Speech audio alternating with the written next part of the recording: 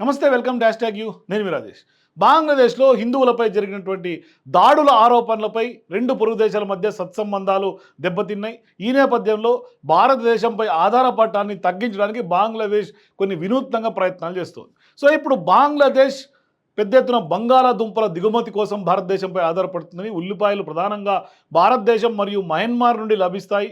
Pakistan, China మరియు Turkey నుండి కూడా తక్కువ పరిమాణంలో దిగుమతి అవుతాయి. సో ఇప్పుడు భారత్ మార్కెట్లో పెరుగుతున్నటువంటి ధరలు ఖచ్చితంగా బంగ్లాదేశ్ను ప్రత్యామ్నాయ సరఫరాదారుల నుంచి వెతకడానికి కొంత పురికొల్పినట్లు సమాచారం. ఇప్పటి వరకు బంగ్లాదేశ్కు ఉల్లిపాయలు మరియు బంగాళాదుంపలను ఎగుమతి చేసే అతిపెద్ద దేశంగా భారతదేశం ఉంది. 2023-24 ఆర్థిక సంవత్సరంలో ఉల్లి ఎగుమతులు సుమారు 7.24 లక్షల టన్నులకు చేరుకున్నాయి. అంతకు ముందు సంవత్సరం 6.71 లక్ష టన్నులు. అంటే దీని విలువ US డాలర్స్తో చూస్తే 145 మిలియన్లు. అంటే సాంప్రదాయకంగా భారతదేశం దాని పొరుగు దేశంలో ఉన్నటువంటి బలమైనటువంటి వాణిజ్య సంబంధాలను కలిగి ఉంటుంది. ఇట్లాంటి సందర్భాల్లో భారతదేశం యొక్క వస్త్ర మరియు వ్యవసాయ ఎగుమతులను కూడా బంగ్లాదేశ్కు కీలక మార్కెట్గా పనిచేస్తుంది. బంగ్లాదేశ్కు భారతదేశం యొక్క ఎగుమతులు 2010-11లో కనుక చూస్తే 3.2 బిలియన్ల US డాలర్స్ నుండి 2021-22 వరకు చూసుకుంటే గరిష్ట స్థాయికి 16.2 బిలియన్లకు అక్కడ US డాలర్లకి చేరుకున్నాయి. అయితే బంగ్లాదేశ్లో తాత్కాలిక ప్రభుత్వం అధికారంలోకి రావడంతో ఇరు దేశాల మధ్య వాణిజ్యం పూర్తి స్థాయిలో క్షీణించిందని చెప్పాలి.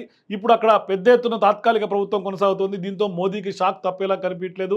ఖచ్చితంగా దీని ప్రభావం భారతదేశం మీద ఉండే అవకాశం ఉన్నట్టుగా స్పష్టంగా చెప్పొచ్చు. కానీ Bangladesh trade and tariff commission అంటే BTTC ఇది బంగాళాదుంపలు మరియు ఉల్లిపాయల దిగుమతుల కోసం అనేక ప్రత్యామ్నాయ వనరులను గుర్తించిందని దేశ వాణిజ్య మంత్రిత్వ శాఖ తెలియజేసింది. భారత బంగాళాదుంపల స్థానంలో జర్మనీ, ఈజిప్ట్, చైనా మరియు స్పెయిన్ నుండి దిగుమతి చేసుకోవాలనేది ప్రణాళిక. ఇట్లాంటి సందర్భాల్లో ఉల్లిపాయలను చైనా, పాకిస్తాన్ మరియు టర్కీ నుంచి కూడా పొందొచ్చు అని కూడా ఇప్పటికే బంగ్లాదేశ్ ఒక అంచనాకు వచ్చింది. కానీ భారత్ నుంచి అయితే మాత్రం దిగుమతి చేసుకోకూడదనే వ్యవహారంలో కొంత ముందుకు కదులుతోంది. సో ఇప్పుడు భారత మార్కెట్లో ఉల్లిపాయలు మరియు బంగాళాదుంపల ధరలు పెరగటం మరియు ఎగుమతులను నిరుత్సాహపరిచేందుకు భారత అధికారులు వివిధ నిర్ణయాలు ఈ చర్య వెనుక ఉన్న ప్రాథమిక కారణాలను అధికారులు పేర్కొంటున్నారు. బంగ్లాదేశ్ అధికారులు కూడా ఆరోపించినటువంటి ధరల పెరుగుదలను ముఖ్య కారణంగా సూచించారు. BTTC 10.59% నెలవారీ పెరుగుదలను మరియు అట్లాగే ఉల్లిపాయలు అట్లాగే బంగాళాదుంపల ధరల్లో వార్షికంగా 131% పెరుగుదలను కూడా ప్రకటించింది. సో దీంతో ఇప్పుడు బంగ్లాదేశ్ ఎందుకు ఈ చర్య తీసుకుంటున్నది ప్రధానమైనటువంటి చర్చ. సో ఇట్లాంటి సందర్భాల్లో ఇప్పటికే హిందువుల మీద దాడులు చేయటం, అక్కడ కొంతమంది హిందువుల మీద అరెస్టులు చేయటం, స్వామీజీలను అరెస్ట్ చేయటం, పెద్ద ఎత్తున రాజకీయ దుమారం కూడా బంగ్లాదేశ్ చేసినటువంటి చర్యలపైన భారతదేశంలో జరిగినటువంటి పరిస్థితి. సో ఈ దుమారం కొనసాగుతున్నటువంటి నేపథ్యంలోనే BTTC పైన కొత్త వివాదం తెర మీదకి వస్తుంది. ఇట్లాంటి సందర్భాల్లో బంగ్లాదేశ్, ఇండియా మధ్య వాణిజ్య సంబంధాలు కూడా కొంత దెబ్బతిన్నటువంటి పరిస్థితి కనిపిస్తుంది.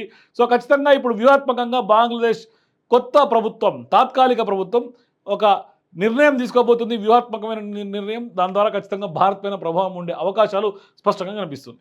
For more videos please watch #.